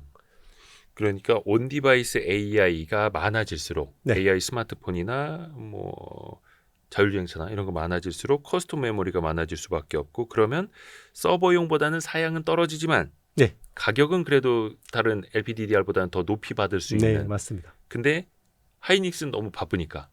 TSMC도 바쁘고. 네. 네, 그러니까 이제 그런 삼성 부분에서 너네 뭐 가져갈래 이거? 네, 그렇죠. 같이 뭐 한번 해볼래? 그러면 이제 예 알겠습니다. 네. 그나마 그게 좀 기회가 될 수 있는. 네, 기회 될 수 있습니다. 그러니까 다른 전통적인 D램보다는 그래도 조금은 더 값이 나갈 수 있는 거. 훨씬 더 많이 받을 수 있을 거예요. 근데 이제 초창기에 이게 사실은 돈은 안 되는데 막 그냥 뭔가 번거로운 거죠. 요구하는 거는 이것저것 많은데 이거 당장 사가는 물량은 뭐 몇백만 개도 아니고 뭐 몇십만 개 사가고 이러면 그러니까 옛날 같았으면 이제 삼성전자가 안 이거 하죠. 우리 안 할래. 그렇죠. 우리 저기 이제 D램 다른 차세대 제품 찍어내야 되는데 안 해. 그렇죠. 하이닉스 가라 그래. 이랬던 건데 이제는 그렇죠. 저 하이닉스 바쁘대. 감사합니다. 저희가 좀 열심히 해보겠습니다. 열심히 해볼게요. 뭐 이러면 가능한 거죠. 근데 이제 그때도 막 우리가 내가 왕년에 이러면 이제 큰일 나는 거죠. 네. 지금 이제 뭐 네. 절대 그럴 수는 없는 상황이고 또 안 그랬으면 삼성 좋겠습니다. 예. 그러면 중요한 거는 그 온 디바이스 AI 그 디바이스가 많이 팔려야 되는 거잖아요. 네네. 근데 사실 온 디바이스 AI는 우리 구독자분들도 기억하시겠습니다만 갤럭시 S24 때부터 막 프로모션이 됐던 거고. 네네. 근데 온 디바이스 때문에 나 그 스마트폰 바꾸고 싶어 사고 싶어라고 하는 사람들은 아직 잘 체감은 안 되고. 네. 잘 팔려야 되는데. 그렇죠. 그 시장은 좀 어떻게 보세요? 그러니까 이제 그 온 디바이스 AI의 AI 모델 자체가 좋아져야 되는 거고요. 예. 그럼 AI 모델 자체가 좋아서 사람들이 좀 많이 쓸 것 같다라고 하면 하드웨어를 거기에 맞게 최적화 스펙을 하지 않겠습니까? 그렇죠. 근데 기존에는 우리 뭐 온 디바이스 AI라고 하지만 하드웨어 스펙이 바뀐 게 없잖아요. 그렇죠. 기존 AP에다가 NPU 그 블록을 좀 더 키우거나 예. 아니면 기존의 범용 메모리 쓰고 이런 거잖아요. 근데 이게 정말 제대로 된 온 디바이스 AI가 되려면 여기 커스터마이징 된 메모리가 필요한 거죠. 그게 대표적인 게 비전 프로 있잖아요. 그 애플의 XR 네. 거기에 들어가는 D램이 LLW라는 건데요. 네. Low Latency Wide I/O라고 하는데 네. 그거는 이제 일반 그냥 우리 LPDDR 대비해서 인풋 아웃풋 수가 8배 많아요. 오. 8배 많고 그리고 밴드위스가 2배 이상 넓거든요. 네. 그런 것들이 나올 수 있는 거죠. 그런 메모리들이. 근데 또 중요한 거는 그런 XR 디바이스 같은 게 또 엄청 잘 팔려야 되는 거고. 그렇죠. 얼리 어답터 몇 개만 사고 끝나는 시장이 아니라. 근데 이제 여기서 중요한 거는 TSMC가 예. 코워스라는 거를 우리 B2C용으로 하겠다라고 했잖아요. 그러면 뭐 개발한 업체가 뭔가 요구를 했을 거 아니에요. 네네네. 예. 그러면 파운드리 업체가 이제 이걸 준비한다라는 거는 거기 필요한 커스텀 메모리가 필요하다라고 이제 추정할 수 있죠. 일단 시장은 있다. 네네. 그게 이제 뭐 샘플로 해봤다가 안 되면 그냥 다시 뭐 접을 건지 아니면 거기서 뭐 대박이 나서 뭐 엄청 커질 건지 이건 알 수 없는 거죠. 그런데 또 이게 TSMC가 하는 게 과연 삼성전자의 기회로 또 이어질 수 있을 것인가? 그러니까 지금까지는 약간 엔비디아, TSMC, 삼성전자 이어져야 되는 여기 길목이 계속해서 좀 그렇죠. 길막이었던 상황이잖아요. 맞습니다. 여러 가지 그래서 뭐 음모론도 막 이야기가 나오기는 한데 TSMC가 일부러 안 해준다 뭐. 지금 보면 그 아닌 것 같죠? 그런 건 아니죠. 지금 보면. 그냥 네. TSMC가 바빠서 일이 너무 많아서. 아니요. 삼성이 못한 거죠. 아, 네. 뭐 의도적으로 지금 콜 안 내주고 이런 상황이 아니잖아요. 지금 밝혀진 것만 보면. 실력 네. 자체가 안 되는. 네, 안 되는 거였죠. 좀 네. 공부 좀 해갖고 와, 네네. 막 이런 거예요. 그렇죠. 오죽하면 젠슨 왕이 억지로 다 써보려다가 설계 바꿔야 될 것 같아 이렇게 얘기를 한 거죠. 답답해서. 도저히 안 되니까. 근데 젠슨 왕은 계속해서 립 서비스는 계속 해주잖아요. 그러니까 어떻게든 써보려고 했는 거죠. 경쟁 그 사이. 붙여서 가격 낮춰야 되니까. 그렇죠. 근데 그거는 안 되고. 도저히 안 되는 거죠. 하이닉스는 젠슨 왕이 요구한 것보다 더 기술 개발 속도를 더 높였고 그렇죠. 삼성은 못 따라가고 있고. 그렇죠. 그래서 거기다가 젠슨하고, 예. 칩 자체가 지금 뭔가 이제 계속 문제가 있잖아요. 블랙엘이라는 칩 자체가. 그러면 지금은 뭔가 공급망을 넓혀가지고 이거를 뭐 그럴 지금 상황이 아니라 어쨌든 지금 우리 제품 자체의 경쟁력을 높이는 게 더 중요하잖아요. 뭐 지금 단가 깎아가지고 이게 중요한 게 아니잖아요. 네. 그러니까 가격은 신경 쓰지 말고 좋은 제품을 만들어 와. 그렇죠. 지금 블랙엘이 처한 상황은 그렇죠. 그러니까 그 블랙엘 얘기가 나왔으니까 말인데 뭐 기사 보면 발열 네. 아니면 뭐 서버렉의 문제 그래서 네. 서버렉의 뭐 설계도 변경해야 된다 이야기 나오는데 이게 본질적인 문제는 뭐예요? 이게 파악이 됐나요? 일단 이제 반도체 성능이 너무 높은 거고요. 굉장히 높은 거고. 완전 고성능. 네, 완전 고성능이고 이제 그러니까 이제 주변이 못 버텨주는 거죠. 그러니까 이제 열도 너무 많이 나고 이런 이슈들이 생기는데 달리기 선수 같은 경우 네네. 우사인 볼트 같은 선수가 그렇죠. 24시간 달리고 있는 거니 그렇죠. 발열이 안 날 수가 있나 이런 맞습니다. 거예요. 그러면 이제 이거를 근본적으로 해결하려면 뭐 한 3가지 정도를 검토할 수 있을 것 같아요. 젠슨왕 입장에서는 일단은 삼성처럼 설계하고 공정을 전면 재검토하는 거죠. 엔비디아가 네. 블랙웰에 대해서요. 네. 그런데 그렇게 되면 이제 블랙웰의 올해 판매는 거의 포기해야 되는 거죠. 그건 쉽지 않잖아요. 오호. 그렇죠. 예. 삼성이 1A부터 그거를 갈아엎는 용기가 거하고 없었던 네, 것처럼. 똑같은 거거든요. 그 쉽지 않은 거예요, 현실적으로. 그러면 이제 젠슨왕 입장에서는 두 번째는 그러면 어떻게 하면 이 열을 잘 줄일 수 있을까? 프로세스 자체에서 나오는 열을 뭔가 이걸 줄이기 쉽지 않죠. 뭐 삼성의 GOS처럼 성능을 의도적으로 낮출 수도 없잖아요. 네. 그러면 결국 메모리 쪽에서 전력 효율을 높이는 방법이 있죠. 메모리 쪽에서 열이 덜 나게 하는 거죠. 그러면 MR머프가 30%더 뛰어나잖아요. 그러면 TC NCF 대비해서 MR머프가 난 거니까 이제 그게 대안이 될 수 있고요. 그리고 실제로 메모리 전력 효율을 높여달라는 요구를 했습니다. 예. 그래서 이제 뭐 HBM4를 6개월 먼저 달라, 루빈을 빨리 출시한다 이런 이야기가 나온 게 이제 그런 맥락인 것 같고요. 아, 그러니까 블랙웰에 좀 문제가 있으니 이거 네네. 건너뛰고 루빈으로 빨리 가자. 네, 그런 HBM4가 필요하다. 네네. 근데 그거를 이제 하이닉스는 그럼 우리 하반기에 만들어줄게. 네. 열심히 하고 있어. 기다려봐. 네가 얘기한 것보다 우리 빨리 하고 있다니까. 네. 이렇게 되는 거고. 그렇죠. 그래서 이제 젠슨 왕이랑 최태원 회장이 이제 둘이 미팅했잖아요. 그러면서 이제 HBM4를 빨리 주기로 했다라고 이야기했고 거기서 또 나와서 한 이야기가 제가 유리기판도 팔고 왔어요. 그러게. 네. 그럼 유리기판은 여기서 왜 나오냐? 기본적으로 그러면 기판 자체에서 열을 잘 배출해 줘야 돼요. 그죠? 근데 기존의 플라스틱 오가닉 기판 같은 경우는 한계가 있으니 원래 엔비디아는 그 유리기판에 대해서 굉장히 약간 중립적이었어요. 좋은 것도 아니고 안 좋은 것도 아니고 약간 애매한 스탠스였는데 뭔가 이제 최태원 회장의 뭔가 말에 굉장히 많은 변화가 있었던 것 같아요. 그래서 이제 유리기판도 이제 왜냐하면 유리기판을 쓰면 열이 빨리 방출되니까 좋은 거고요. 저 신기합니다. 그 유리기판 보니까 정말 얇던데 네. 낭창낭창하고 툭하면 이제 깨질 것 같고. 맞습니다. 근데 그거 하나를 이제 기판을 소재를 바꾼다는 거 하나가 그럼 네. 발열 이 성능이 엄청난 차이가 엄청 있네요. 차이 납니다. 플라스틱이 배출하는 열 대비해서 그 유리에서 배출하는 열이 훨씬 더 효율적이고요. 그게 인터포저 위에 올라가는 개념이에요? 아니요. 그 인터포저를 이제 유리로 대체를 할 수도 있고. 인터포저 자체를. 네. 그리고 제일 밑에 보면 녹색 그 기판 있잖아요. 예, 플립칩 BGA. 그걸 유리로 바꾸는 겁니다. 그 PCB? 네. PCB 자체. 그 자체를. 네. 그 PCB는 살짝 조금 두툼하지 않나요? 그게 이제 그림상으로는 두툼해 보이는데 아. 실제로는 굉장히 그림으로만 얇습니다. 봐가지고. 네. 굉장히 얇은 거고. 그리고 그 유리를 적층을 해서 해야 되죠. 아, 적층을 해서. 유리도 적층을. 네. 적층을 해야 되는데 그럼 층과 층 사이에 전자가 통해야 될 거 아니에요. 네, 그래서 네. 유리 사이에 구멍을 뚫는 겁니다. 그렇죠. 그게 TGV라는 거죠. 스루 글라스 비아. 그 스루 실리콘 비아가 아니라 네. 스루 글라스 비아. 맞습니다. 스루 실리콘 비아는 이제 HBM에서 뚫는 그렇죠. 거고요. 이제 그 기판 유리는 스루 글라스 비아를 통해서 이제 연결하는 거고요. 뚫어서 그 뚫는 방식은 비슷한 거예요? 다릅니다. 완전 다릅니다. 그러니까 이게 그 실리콘 고거를 통을 뚫을 때는 뭐 화학적 네. 낀 방식으로 뚫는다고 하는데. 식각으로 뚫고요. 예. 뭐 그 드라이 식각이라고 하죠. 그리고 이제 그 TGV 같은 경우 레이저 가지고 일단 조사를 해서 그냥 얼음에다가 그냥 바늘 같은 구멍 하나 낸다고 생각하시면 돼요. 그 다음에 불산에다 담궈서 불산이나 이제 알칼리에다가 수용액에다 담궈서 구멍을 확 넓히는 거죠. 그리고 이제 그 구멍에다가 구리를 채워서 이제 연결하는 겁니다. 아, 그러면은 훨씬 더 그 발열 성능이 네. 우수해진다. 그리고 이제 뭐 신호 로스도 훨씬 적어지죠. 유리라는 매질 자체가. 근데 이번에 CES에서 네. 최태원 회장이 그 방금 몇 장 팔고 왔습니다 이 얘기하니까 SKC 급등하고. 네, 맞습니다. 근데 그 정도로 또 넓은 시장이 열리는 거예요? 일단은 처음에는 네. 어떻게 보면 이제 어드밴스 패키징에서 일부분 쓰일 거 아니에요. 맞습니다.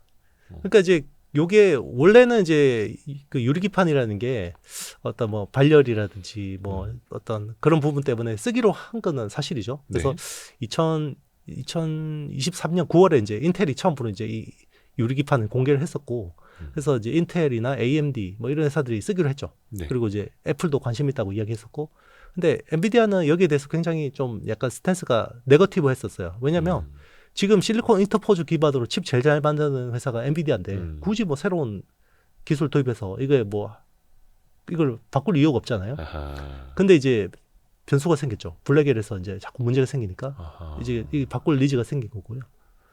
그리고 이제 여기서 또 하나 중요한 게 새로운 기술 컨셉이 등장하는데 실리콘 실리콘 포토닉스라는 예. 네, 기술이 나오는데요.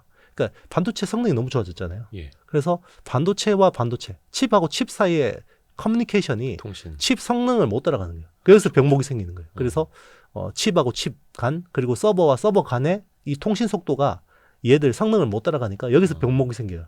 그러니까 왜 그러면 속도가 안 나오지? 기존의 구리 기반으로 얘들이 전기가 신호가 왔다 갔다 하니까 이게 못 따라가는구나. 그러면 어떻게 해야 되지? 구리 기반의 전기 신호를 광자 기반의 광통신으로 바꾸면 된다. 그게 이제 실리콘 포토닉스라는 컨셉이죠. 근데 실리콘 포토닉스가 되면요, 이 광자라는 게 또 이동하면서 이 사이에서 또 로스가 많이 생겨요. 네. 시그널에서. 근데 플라스틱 기판 대신에 이제 유리 기판을 쓰면 그 실리콘 포토닉스에서 로스가 훨씬 적어집니다. 아, 광통신도 유리기판으로. 네. 그래서 어떻게 보면 그 잘 나가던 엔비디아가 굳이 유리기판까지 하다가 네. 블랙엘 발열 이슈에 부딪히니까 네. 그럼 유리기판이라도 이렇게 네. 바뀐 거네요. 맞습니다. 그래서 이제 최태원 회장이 막 엄청 설득을 했겠죠. 지금 블랙엘 계속 문제된 거. 그럼 루비는 열 문제가 없을 것 같아? 훨씬 더 많은. 그건 우사인 볼트보다 더 빨리 뛰는 네, 애인데. 더 빨리 뛰고 얘는 또 면적도 겁나게 큰데. 그리고 이제 면적이 커지면 무슨 문제가 있냐면 기존 플라스틱 같은 경우는 면적이 커지면 얘가 울어요. 워낙 얇잖아요. 어서 울어. 그러니까 이게 종이처럼 예. 운다고. 그러니까 위로 볼록. 이렇게 볼록해지거나 아니면 아래로 볼록해진 오목해지거든요. 그럼 그것 때문에 정밀도가 떨어져요. 그래서 유리를 가지고 하면 이제 그 변형해서 좀. 평평하니까 얘가 정밀도를 더 높일 수 있죠. 근데 그 유리기판을 만들겠습니다라고 하는 업체가 여기저기서 다 손을 들고 있더라고요. 그렇죠. 이게 그 유리판만 얇게 만들면 되는 건지 어떤 뭐 화학적인 특성도 물성을 가져야 되는 건지 뭐요?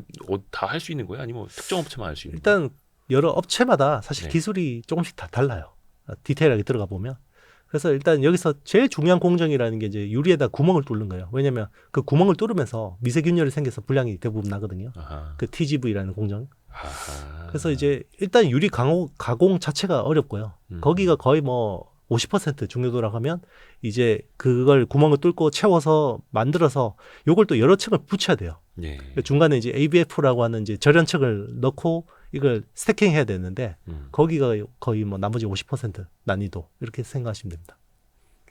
그러니까 유리기판 자체를 만드는 것뿐만 아니라 네. 거기에다 TGV라는 구멍을 뚫는 거, 네. 나중에 그거를 안정화시키는 그렇죠. 것까지도 맞습니다. 완벽하게 돼야 되는. 그렇죠. 그럼 그거를 유리기판 업체가 그걸 끝까지 다 하는 거예요? 아니면 그걸 또 후공제에 맡기는 거예요?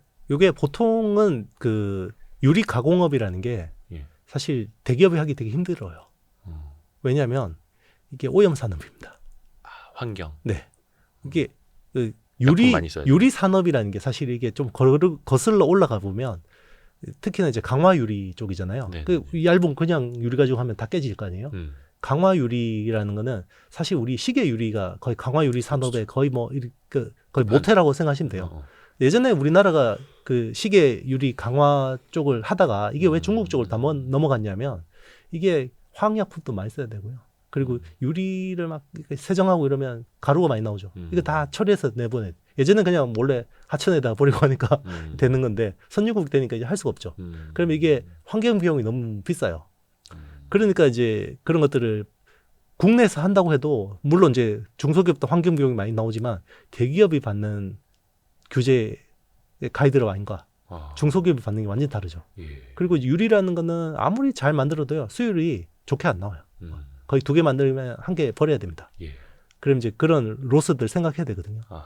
그래서 보통은 이제 그 SKC 같은 경우는 처음부터 이 TGV라는 공정을 외주를 줬어요. 그래서 인천에 있는 FNS 전자라는 회사한테 외주를 시켰고 이제 그거를 가지고 구리에다가 구멍 뚫고 구리 유리에다 구멍 뚫고 구리 그 회로를 입혀가지고 이걸 이제 ABF 스태킹하는 걸 이제 SKC 앱솔릭스가 하는 거고요. 삼성 전기 같은 경우는 처음부터 끝까지 다 내재화를 생각했었어요. 그래서 세종 사업장에서 TGV부터 ABF 스태킹까지 다 직접 하다가 이게 TGV 쪽에서 도저히 답이 안 나오니까 최근에는 외주를 주려고 지금 많이 전략을 바꾸는 것 같습니다. 그 구멍 뚫는 게 어려워서요? 일단 말씀드린 그 환경 비용과 수율 관리나 이런 부분들이 어렵다 보니 종합적으로 따졌을 네. 때. 그래서 뭐 최근에 캠트로닉스라는 회사한테 좀 이제 이렇게 외주를 주려고 이야기가 있는 것 같습니다. 그러면은 그 유리기판 자체를 하나 만들어 놓고 네. 외부 업체에 갖다 오는 개념으로. 네, 그렇게 뭐 볼 수 있죠. 근데 그 시장 자체는 그러면은 계속해서 서서히 커질 거라고 보시는 거고. 서서히 커질 거라고 생각했어요. 원래는. 근데 이제 이게 지금 그 엔비디아 AI 가속기에 계속해서 발열 이슈가 나오고 그리고 실리콘 포토닉스의 그 적용 속도가 빨라지고 있고 그리고 이제 이런 것들 트렌드 주도하는 거는 결국 엔비디아하고 TSMC 같은 회사들이잖아요.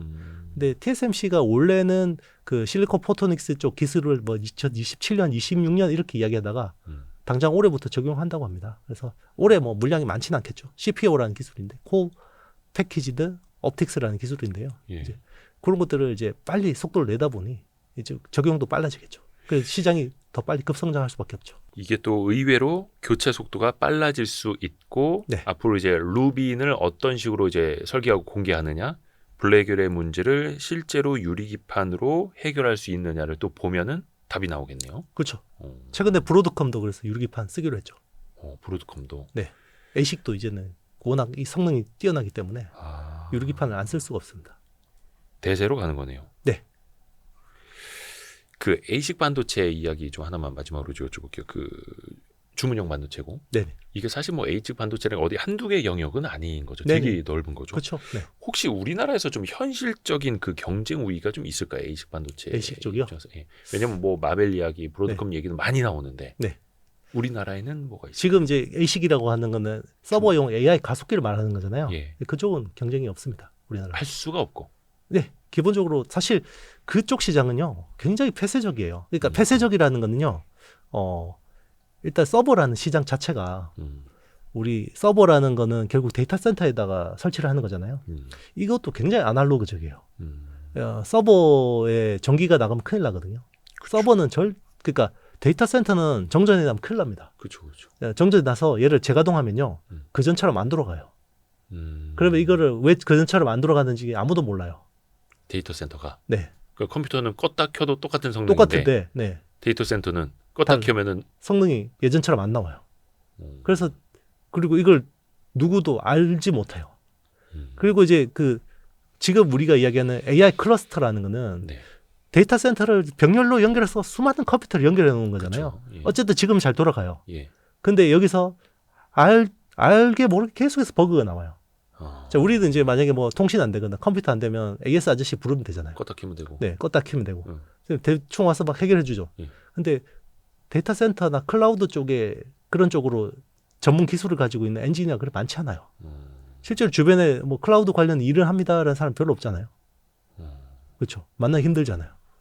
그렇죠. 뭐 예를 들어서 어디선가도 그 뭔가 사이트 이런 거 문제 생길 때 저 네. 데이터 센터 문제입니다. 그럼 다 그래? 거기 끝으로 그렇죠. 끝이죠. 끝이죠. 어. 누군가 와서 이걸 뭐 디버깅 해주고 문제 해결해주고 이게 쉽지 않아요. 예.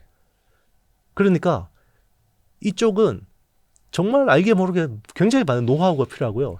그러니까 막 수억 시간을 돌려봤냐 이거에 대해서 그러니까 신뢰성이 요구되는 거예요. 신뢰성이 다 높은. 네. 그러니까 그 신뢰성이 아주 높은 신뢰성을 가지고 있는 회사가 브로드컴하고 마벨인 거예요. 이건 뭐 진입 문턱이 아니라 진입 장벽. 네, 그렇죠. 그러니까 이제 그런 쪽인데 뭐 국내에서 뭐 서버 관련된 이런 비즈니스를 특히나 뭐 데이터 센터 한번 해봤어? 그러면 이제 해봤는데 이런 회사가 별로 없죠. 아니요 해보고 싶은데요. 네, 야 저리 가. 그렇죠. 만약에 뭐 국내에서도 만약에 뭐 네이버 같은 회사가 데이터 센터 꾸린다 그러면 일단 해외 검증된 업체들 불러가지고 검증된 엔지니어 부르지 국내 업체하고 뭘 하기 쉽지 않죠. 그러면 우리나라에서 그 에이식 반도체 관련해서 막 네. 그 기대가 된다라고 나오는 건 어떤 분야예요? 이제 뭐 국내에서 이런 만약에 예를 들면 뭐 브로드컴이나 마벨이나 아니면 그 밑에 있는 뭐 미디어텍 같은 회사라도 만약에 삼성 파운드리를 쓴다 그러면 어쨌든 삼성 파운드리 중간에 중개해 줄 만한 디자인 솔루션 파트너스가 필요하잖아요. 그런 이제 DSP 업체들이나 이제 거기에 IP 같은 것들은 일부 설계 자산을 넣을 수도 있잖아요. 이제 그런 쪽으로 이제 기대를 할 수도 있죠. 아하, 그 일부 설계 자산이라든지 그 중간에서 디자인 하우스들. 네네. 그러네요. 그러니까 전체적인 그 시장이 큰 규모에는 솔직히 진입하기가 좀 어렵고. 그 메인스트림은 사실 이제 그냥 미국 기업들이 다 한다고 보시면 되고요. 아하. 네. 와, 오늘 이영수 대표님 오랜만에 만나고 저도 또 공부 엄청 많이 했네. 너무 감사합니다. 아유, 아닙니다. 자주 모셔야 되는데. 그래서 한쪽에서는 굉장히 밝은 빛이 비추고 있고 네. 한쪽에서는 아직까지 거의 금음달인 네. 상황이고 그렇죠. 전반적으로 또 우리에게 기회로 만들면은 또 어떤 것들이 이제 새로운 기회가 될 수 있을지 또 느껴볼 수 있는 그런 시간이었습니다. IT의 신 이형수 대표였습니다. 너무 감사드립니다. 네, 감사합니다. 고맙습니다. 고생하셨습니다. 고생하셨습니다. 고생하셨습니다.